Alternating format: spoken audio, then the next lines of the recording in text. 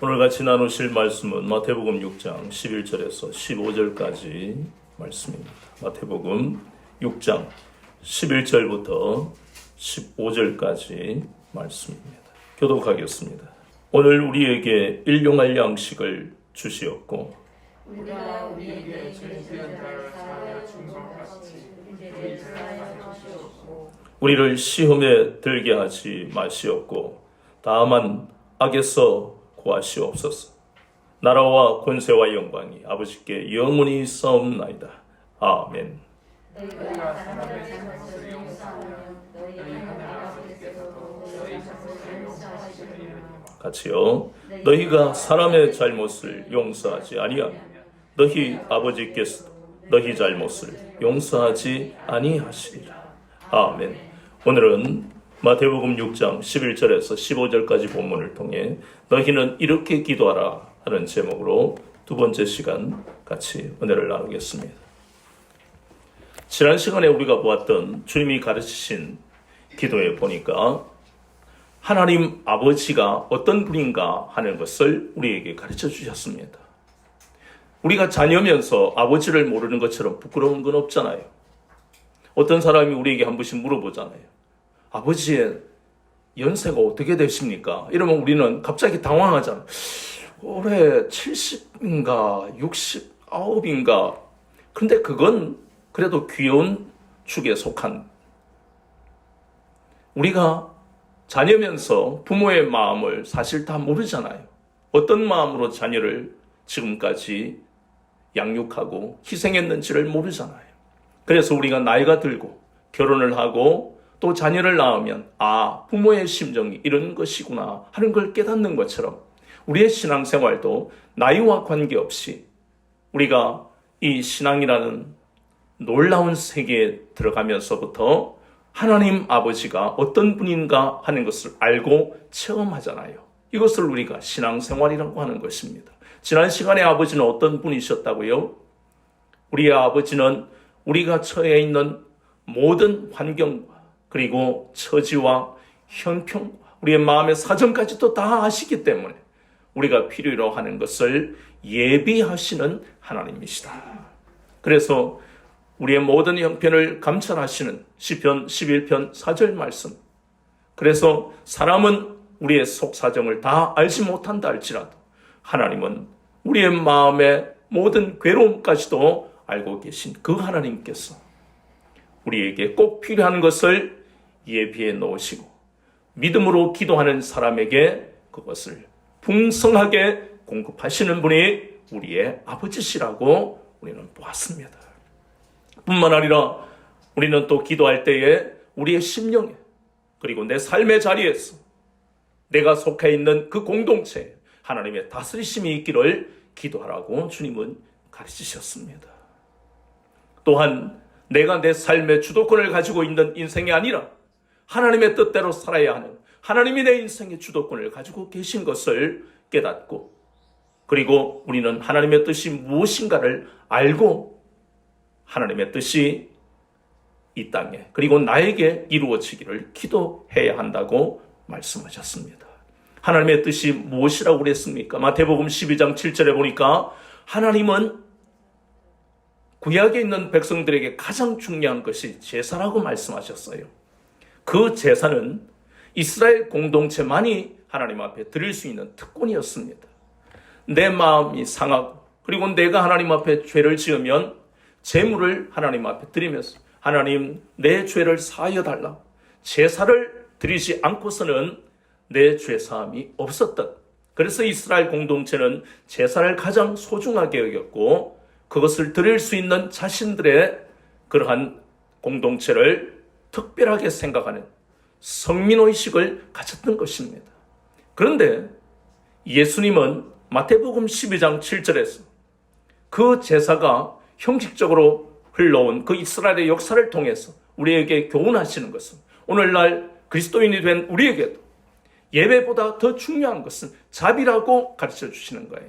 그래서 예배 드리기 전에 하나님 앞에 예물을 드리기 전에 형제를 욕하고 형제를 미워하고 분노한 죄를 하나님 앞에 고백해야 되고 그리고 그 마음의 상처를 입은 형제에게 용서를 구해야만 하나님 앞에 드리는 예물과 예배를 하나님이 받으신다고 말씀하셨습니다.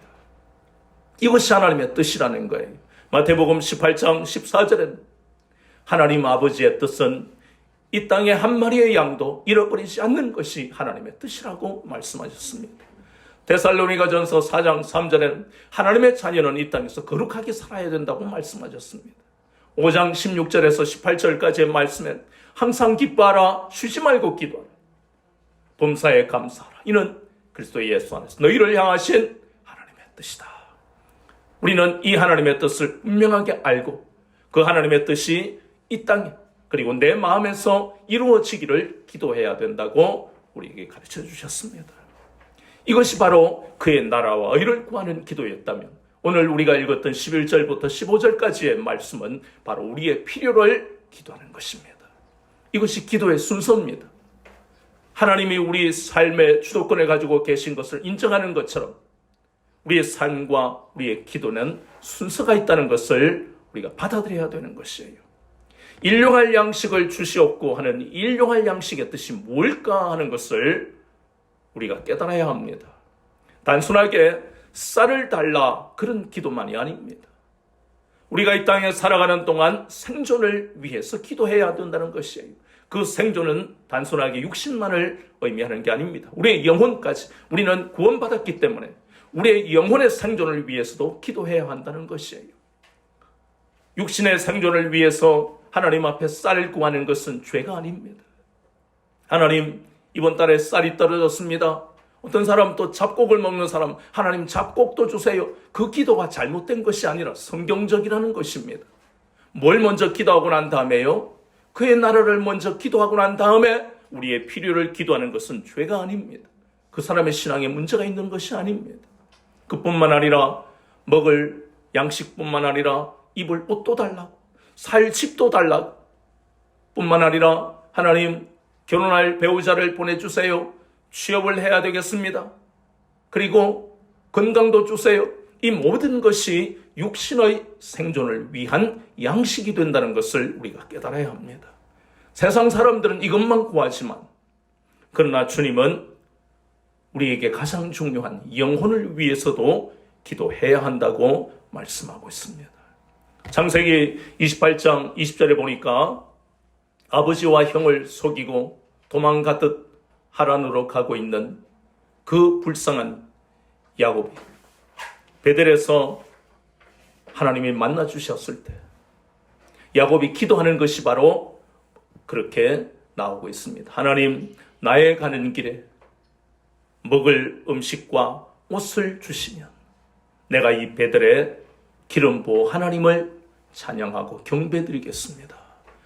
그러니 야곱을 봐도요, 이 땅에서의 나그네 길에 필요한 이 음식과 옷은 굉장히 중요하다는 것을 다시 한번 깨닫게 되고 그것을 야곱은 하나님 앞에 구했다는 것이에요.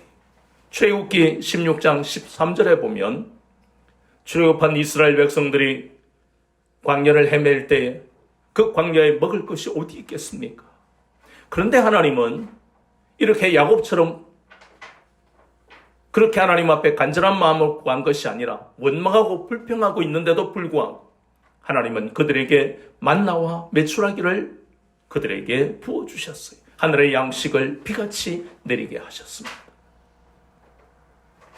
뿐만 아니라 우리가 잘 아는 열왕기상 17장에 보면 3년 반 동안 이스라엘에는, 특히 북이스라엘은 비가 내리지 않습니다. 기근이 드는 것은 구약 성경에 하나님 앞에 범죄했을 때 하나님이 징계하시는 방법 중에 한 가지라고 말씀합니다. 북이스라엘은 하나님 앞에 복을 많이 받았습니다. 그러나 그들은 자신들의 능력으로 된 것이라고 교만해서 하나님 앞에 감사하지도 않고 도리어 우상을 섬기는 악한 죄를 지었다는 겁니다. 그때에 하나님은 선지자 엘리야를 들어쓰셔서 그들에게 하나님의 생명의 메시지를 전하게 하시려고 먼저 엘리야를 훈련하셨습니다. 그리 시내가에서 그 비가 오지 않는 그 3년 반 동안 하나님은 엘리야를 그리 시내가에서 그 물을 마시게 하셨고 까마귀를 통해서 떡과 고기를 공급하셨고, 마침내 사르밧 과부라는 한 사람을 택해서 그 집에 통에 가루가 3년 반 동안 떨어지지 않고 병에 기름이 떨어지지 않는 놀라운 하나님의 기적을 맛보게 하셨습니다. 그것을 통해 하나님은 엘리야뿐만 아니라 모든 이 땅의 하나님의 자녀들에게 오묘한 방법으로 필요한 것을 공급하실 수 있다는 것을 우리에게 깨닫게 하시는 대목이 바로 열왕기상 17장의 말씀입니다. 이제 이러한 생존을 위한, 육신의 생존을 위한 양식뿐만 아니라 영혼의 생존을 위한 양식에 대해서도 우리에게 말씀하시는데, 역대하 16장 9절에 보면 전심으로 나를 바라보는 자에게 내가 능력을 나타낸다고 말씀하셨습니다. 시편 81편 10절의 말씀에는 내 입을 크게 열라 내가 채우리라 말씀합니다. 우리가 이 땅에 살면서 인간관계라든가 모든 환경에서 주는 고통으로 인해서 얼마나 마음이 상합니까? 얼마나 우리가 필요로 하는 것들을 갈급해하는지 모릅니다. 그러나 이 땅은 불의한 세상이에요. 이 땅에는 정의가 없습니다. 공정도 없습니다. 모두가 권력을 가지고 물질을 가진 사람들이 갑이 되어 있고 자신들이 이 세상을 주도한다라고 생각하는 세상에 우리가 살고 있습니다. 그러니 얼마나 그리스도인들이 이 땅에서 사는 자체가 고통이겠습니까? 물질이 없어서가 아니라 우리와 생각이 다르고 우리의 가치관이 그들과 부딪히고 언어가 다른 데서 오는 이 고통은 물질로 권력으로 해결할 수 있는 것이 아니라는 것입니다. 그래서 하나님 앞에 간절한 마음 구하라는 것입니다. 마태복음 7장 7절과 8절은 바로 예수님이 우리의 영혼의 생존을 위해서 구하라. 왜 구합니까? 물질이 없어서 구하기도 하지만 은혜가 없기 때문에 은혜를 달라고 구하는 것이, 구한다는 것은 결핍되어 있기 때문에 구하는 것입니다. 또 찾아라 말씀하십니다. 왜 찾습니까? 하나님을 향한 뜨거운 열정이, 믿음의 열정이 있다가 세상 살면서 그것이 식어져 버리고 하나님을 사랑하는 그 사랑이 식어져 버렸기 때문에 너희들은 이제 그 믿음의 열정과 그리고 첫사랑을 찾아라. 문을 두드리라고 말씀합니다. 왜 두드립니까? 하늘의 문이 열리지 않고서는 우리의 인생이 열리지 않기 때문에 문을 열어달라. 우리는 두드려야 된다는 것입니다. 이것이 바로 우리의 육신과 영혼의 생존을 위해서 필요한 것을 주님 앞에 구하라는 것입니다. 그러면 주님은 일용할 양식을 우리에게 주시는 겁니다. 우리가 살아가면서 이 정도는 내 돈으로 살 수 있는 거야 라고 생각하는 가장 기본적인 것까지 이것은 하나님이 주시는 것이라고 겸손하게 고백하며 하나님은 우리가 구하는 것보다 더 넘치도록 풍성하게 우리에게 부으신다는 것을 깨닫게 하는 기도가 바로 이 기도입니다. 아주 간단한 것 같지만 그러나 이것은 이 땅의 그리스도인들이 어떻게 구해야 하며 무엇을 구해야 하는 것을 분명하게 알게 하시는 말씀이 바로 이것이라는 겁니다. 두 번째 주님이 가르치신 기도는 무엇입니까? 우리가 우리에게 죄 지은 자를 사하여 준 것 같이 우리 죄를 사하여 주옵시고. 예수님은 마태복음 18장 21절부터 35절까지의 그 10,000달란트 비유라는 본문을 통해서 용서의 중요성을 말씀하고 있습니다. 거기에 보면 10,000달란트, 우리가 흔히 이 유튜브 같은 데 들어가 보면 요즘 전쟁 때문에 참 여러 가지로 힘들어하는 사람들이 많지만 미국이 국방 예산을 1년에 투자하는 그 액수가 우리 돈으로 하면 1,000조랍니다. 1,000조. 그래서 미국을 가리켜서 천조국이다 이렇게 이야기하잖아요. 국방 예산만 1,000조면 전체 나라의 예산이 얼마입니까? 우리 죄가 그렇다는 겁니다. 갚을 수가 없어요. 그 갚을 수 없는 10,000달란트를 주인이 그 종에게 갚아줬다는 겁니다. 네 아내와 자녀를 다 팔아도 갚을 수 없는 것을 내가 갚아준다. 그런데 이 종은요, 다른 친구가 자기에게 100데나리온을 빚졌는데 그 빚을 탕감해 주지 않았습니다. 그 비유를 통해서 용서라는 것이 얼마나 중요한가 하는 것을 우리에게 생각하게 하십니다. 10,000달란트의 비유는 우리의 죄를 의미합니다. 100데나리온의 빚이라는 것은 우리가 때때로 실수하기도 하고 잘못하기도 하는 허물을 의미하는 것이 100데나리온입니다. 우리가 이렇게 갚을 수 없는 빚을 탕감받았으니까 다른 사람이 우리에게 허물이 있다 할지라도 용서하는 것이 마땅하다는 것입니다. 이것은 그리스도인의 의무라는 것이에요. 남이 나에게 잘못한 것을 바로 용서하기는 힘들지만 그러나 시간이 가더라도 분명하게 우리가 해야 할 의무는 그들을 용서해야 한다는 것입니다. 마태복음 5장 22절 말씀을 참고로 우리가 보면 다른 사람의 그러한 허물을 용서하지 않으면서 하나님 내 죄를 용서해 주세요 라고 기도하는 것은 그건 위선이다. 위선이잖아요. 이기적이고.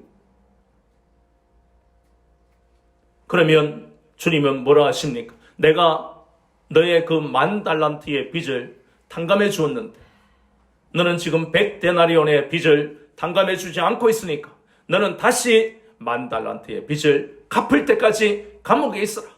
네 아내와 자식들도 감옥에 있어라. 주님이 이렇게 하시지 않겠습니까? 우리가 대부분 이 운전을 할 때 겪는 일인데 한국 사람들은 대부분 운전할 때 방향 지시등을 거의 안 켭니다.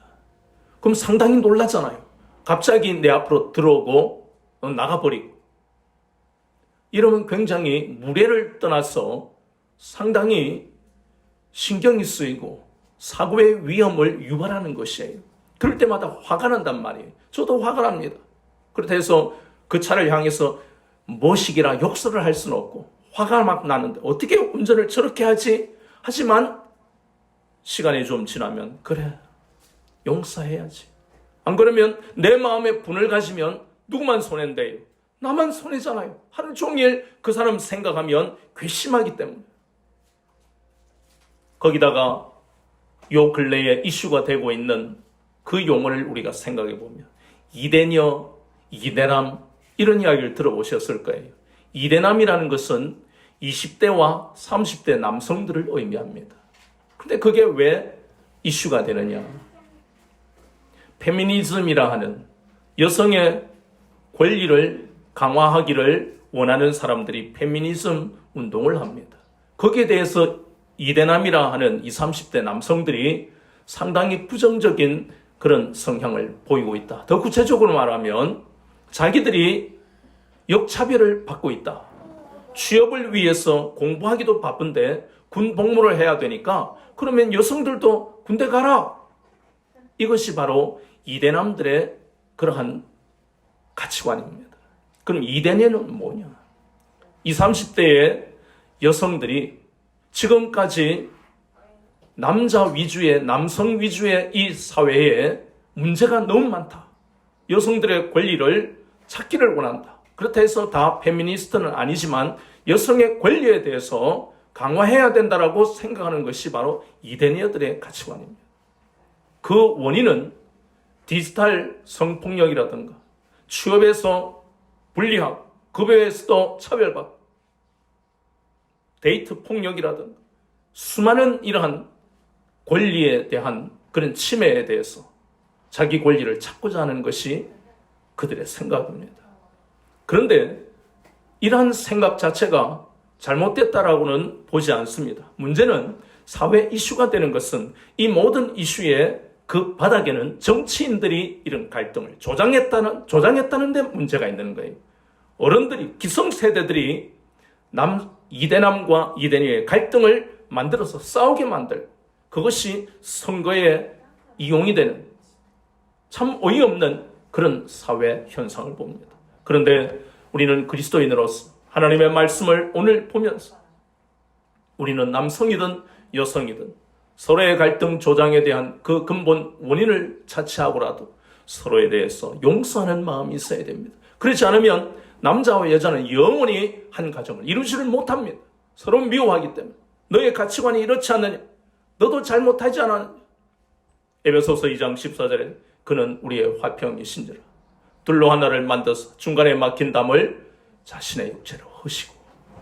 이것은 단순하게 하나님과 우리 사이의 관계만을 회복시켜 주신 말씀이 아닙니다.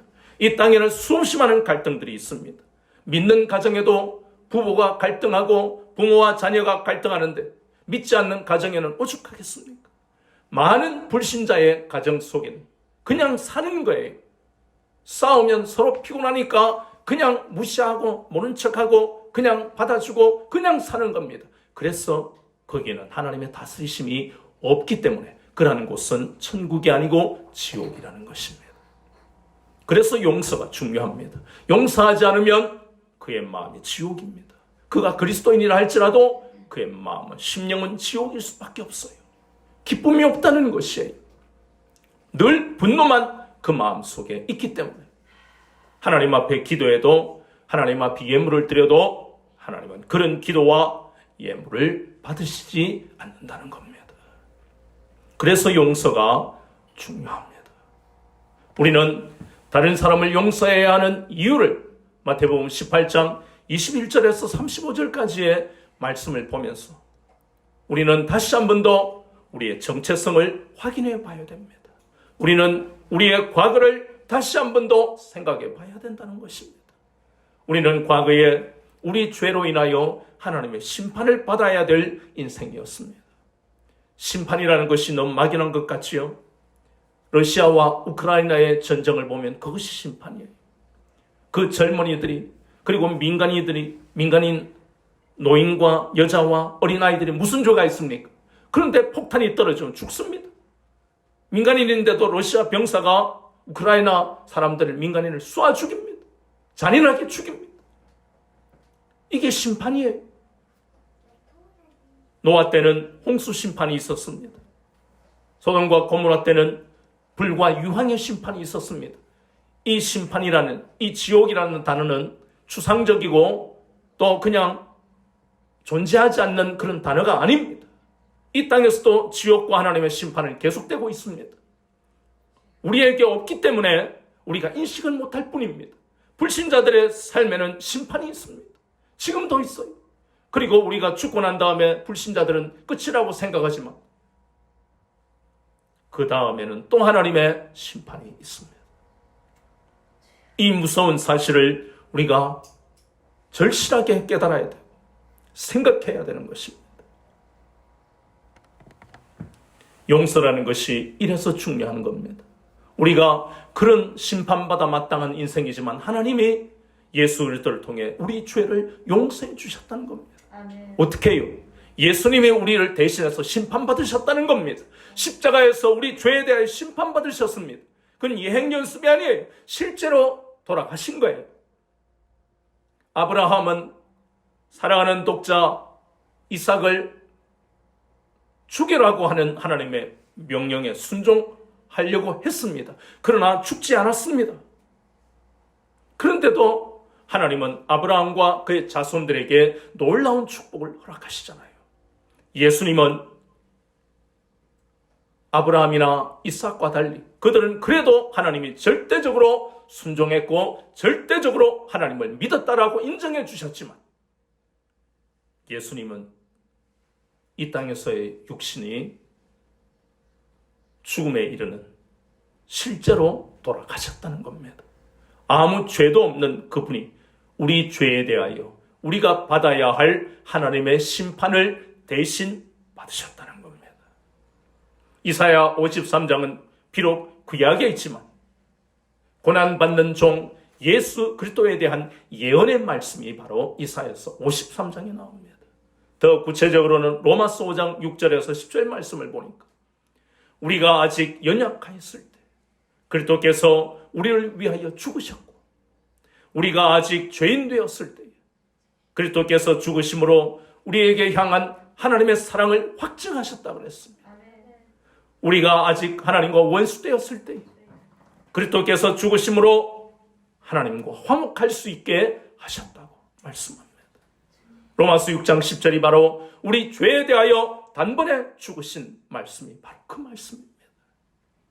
하나님의 심판은 지금도 계속되고 있고 한 나라를 향한 심판도 있지만 우리의 개인들에 대한 하나님의 심판도 계속되고 있다는 것을 우리가 인식해야 한다는 것입니다. 그래서 우리는 용서받았고 주님이 우리의 용서의 본이 되시기 때문에 우리가 마땅히 다른 사람을 용서해야 된다는 것입니다. 누가복음 23장 34절에 보니까 예수님은 돌아가시기 전에 주여 하나님 아버지 저들의 죄를 사하여 주옵소서.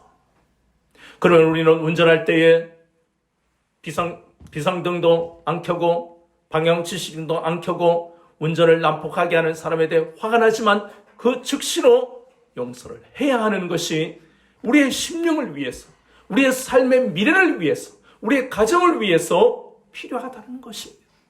직장 생활하면서 얼마나 많은 사람들이 믿는 사람을 괴롭힙니까? 그들이 우리를 괴롭히는 것은 단 한 가지입니다. 요한복음 15장 18절 19절의 말씀을 보니까 예수님을 미워하기 때문에 우리를 괴롭히는 것입니다. 우리가 잘못하지 않았는데도 괴롭힘을 받으면 그 사람과 싸우려고 하지 말고 그 사람을 미워하지 말고 아 그렇구나 내가 하나님의 자녀가 맞구나 내가 하나님의 자녀답게 살고 있구나 감사하세요. 그것이 우리의 가치관입니다. 그리고 한 번 더 다시 한 번 더 주님이 나를 대신해서 심판받으시고 죄사함의 은혜를 베풀어 주셨다. 그래서 내가 그 사람이 나에게 용서를 구하는 것과 관계없이 내 마음에서 그들을 용서하는 것이 마땅하다. 여러 가지 선택지가 있는 게 아니에요. 하나님의 상급과 복을 받는 것은 단 한 가지밖에 없습니다. 다른 사람의 죄를, 다른 사람의 허물을 내가 용서하는 것이에요. 그것이 바로 주님이 우리에게 가르치시는 기도요. 그것이 바로 그리스도인들에게 가르치시는 주님의 명령입니다. 명령은 들어도 그만, 안 들어도 그만이 아닙니다. 이것은 반드시 행해야 되는, 행하지 않으면 우리 인생의 풍성한 삶은 미래에 없습니다. 그래서 주님은 강력하게 이 본문을 지난주와 마찬가지로 우리에게 이 기도문을 가르치시는 겁니다. 이건 단순하게 암송하는 수준이 아니라는 것을 날마다 인식하시고 이 주기도문을 외운다고 무언가가 이루어진다고 착각하지 마시고 주님이 가르치신 이 기도 한 구절 한 구절마다 얼마나 심오한 의미가 감추어져 있는지를 깨달아야 된다는 것이에요. 또 뭐라고 말씀하십니까? 우리를 시험에 들게 하지 마시옵고. 이 시험이라는 단어는 영어로 하면 시험과 유혹에 대한 구별이 되지만 우리말이 되다 보니까 시험이 하나님도 시험하시고 마귀도 시험한다라고 그러는데 구별이 안 될 때가 있지만 이때의 시험은 하나님의 시험이 아닙니다. 하나님은 우리를 높이시기 위해 가장 낮은 자리로 낮추시는 그것이 바로 시험입니다. 고난을 통해 우리를 낮추시는 것입니다. 그러나 믿음으로 인내하고 믿음을 지키면 하나님은 우리에게 상급과 복을 주십니다. 그러나 마귀가 우리를 시험한다 할 때 이 시험은 유혹을 의미합니다. 우리를 떨어뜨리기 위해 타락시키고 멸망시키기 위해 가장 높은 자리로 이끌어가지만 결국은 우리를 버리게 되는 것이 그게 마귀의 유혹입니다. 그 모든 마귀의 유혹은 마귀가 나를 유혹하네. 더 우리가 다른 관점에서 또 생각해야 할 것은 야고보서 1장 14절 말씀으로 이 본문을 이해해야 합니다. 그 마귀의 유혹은 바로 우리의 욕심이 이끄는 대로 가면 미혹될 수밖에 없다. 가만히 있는 우리를 마귀가 유혹하는 게 아니고 우리가 틈을 보이니까 그 틈으로 들어온다는 것을 인식해야 돼. 그 틈이 뭔데요? 야고보서 1장 14절 말씀처럼 우리의 욕심이 이끄는 대로 살아가면 그게 바로 틈이다. 마귀가 들어오는 틈이에요. 그럼 욕심대로 안 살면 마귀는 우리 속에 들어올 수가 없습니다. 왜? 우리가 구원받았기 때문에, 주님이 함께 하시기 때문에, 주님이 내 마음에, 여러분의 마음에 가득 차 있으면 마귀가 들어올 수가 없어요. 겁이 났어. 주님은 하나님이시기 때문에. 그런데 우리의 마음에 살짝이 마음을 열고 주님을 모시는 게 아니라 욕심을 우리가 마음에 들어오게 하면 그 욕심과 함께 마귀도 들어온다는 것입니다. 마귀는 오직 한 가지 일을 합니다. 믿는 자까지도 넘어지게 해서 망하게 만드는 것이 마귀의 일이에요. 그래서 우리가 시험에 떨어지지 않기 위해서는 첫 번째, 하나님이 하지 말라고 하시는 일을 하지 말아야 한다는 것입니다. 창세기 2장 17절의 말씀에 보니까 아담과 하와에게 선악을 하는 나무 열매를 먹지 마라. 그것은 거기에서 끝나는 게 아닙니다. 오늘날도 수없이 많은 선악을 알게 하는 그 나무의 열매를 우리가 눈앞에 보고 있잖아요. 욕심이 이끌면 그것이 아주 달콤하게 여겨지고 욕심이 이끌면 먹을 수밖에 없는 그러한 삶이 된다는 것입니다. 그래서 십계명에 보니까 구체적으로 십계명을 주신 이유가 선악을 하는 나무 열매를 먹을 수 있는 여지가 너무 많은 게 인간이기 때문에, 부패한 마음을 가지고 살아가고 악한 생각을 하고 살아가는 인생이기 때문에 십계명을 주시고 구약과 신약의 말씀을 주시는 겁니다. 남의 아내를 탐내지 마라, 이런 말씀은 우리가 상식적으로도 그거 도덕적으로도 나쁜 것이다 알고 있는데도 왜 그런 죄를 짓느냐 말이에요. 왜 수없이 많은 나라와 국민들이 그런 더러운 죄를 저지르느냐 하는 것입니다. 그것이 바로 인간이 부패하기 때문에, 악한 생각만 하고 살아가기 때문에. 그래서 하나님은 성경 말씀을 통해 해서는 안 될 것들을 구체적으로 말씀하시면서 하지 말라라고 말씀하는 거예요. 마귀의 유혹에 떨어지지 않기 위해서는 바로 하지 말라고 하시는 이 말씀들을 우리가 마음에 새겨야 된다는 것입니다. 두 번째는 하나님의 말씀으로 마귀를 대적하면 우리는 마귀의 유혹에 떨어지지 않는다는 말씀을 하고 있습니다.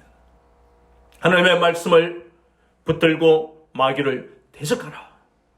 우리가 잘 아는 야고보서 4장 7절의 말씀, 바로 마귀를 대적하라고 말씀하고 있습니다. 창세기 4장 7절에 보니까 가인이 마귀의 유혹에 떨어졌어요. 어떤 틈으로 들어갔습니까? 어째서 하나님은 동생의 아벨의 재물만 받으시느냐? 그게 뭐예요? 미움이고 시기 질투입니다. 그 속으로 마귀가 들어와 버린 것이에요. 그래서 하나님은 창세기 4장 7절에 선을 행하지 않으면 죄가 문 앞에 있다가 들어온다라고 말씀합니다. 선을 행해라, 죄가 문 밖에 있느니라, 그렇게 말씀하는 거예요. 우리도 마찬가지잖아요. 선을 행하지 않으면 밖에 있던 죄가 우리 속에 확 들어버리는 거예요. 욕심을 가지고 남을 시기하고 질투하고 분노하면 우리 마음속에 마귀가 들어버린다는 것입니다.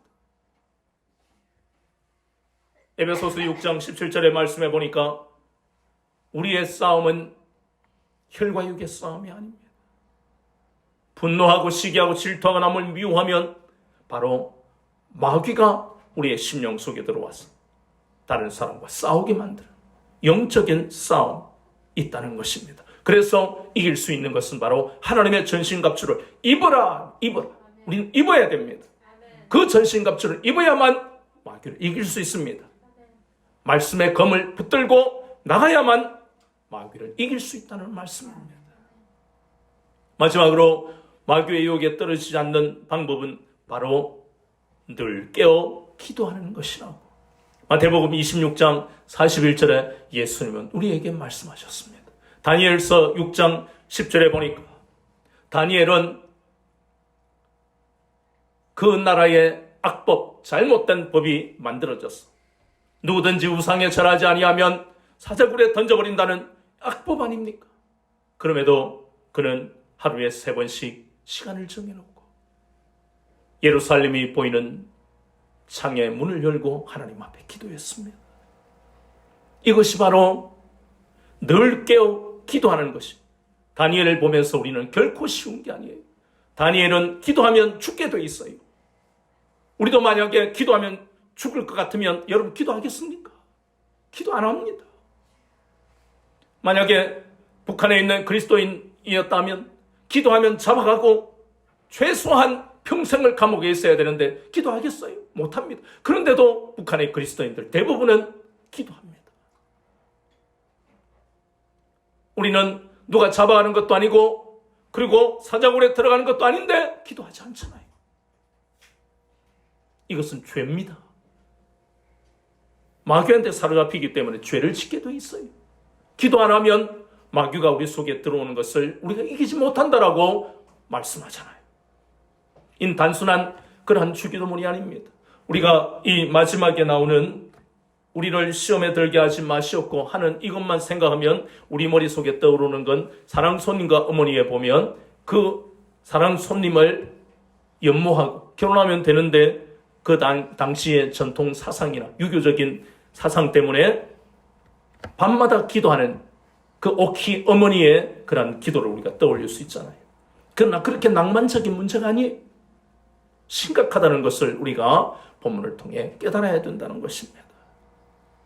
마지막에 기도하는 것은 나라와 권세와 영광이 아버지께 영원히 있사옵나이다.